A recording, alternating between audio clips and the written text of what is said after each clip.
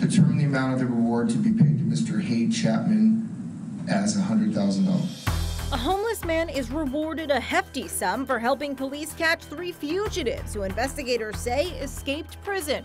The 3 suspects were on the run in California for days. The homeless man apparently pointed police towards the perps so they could catch them. More checks were also handed out to 2 Target employees who aided in the investigation and a man whose van was allegedly stolen by the escapees. But this man, a taxi driver who was held at gunpoint for a week by the fugitives, didn't get a penny. I thought Bắc Dương was going to kill me, not save me.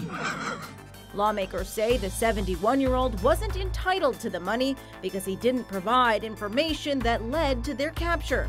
I feel terrible, and I'll sit with him in the legislature and beg the legislature to revoke that law because that's a bad law. As for the homeless man, he told the Chronicle he hopes to use the reward money to help rebuild his family's lives. For InsideEdition.com, I'm Lee Sheps.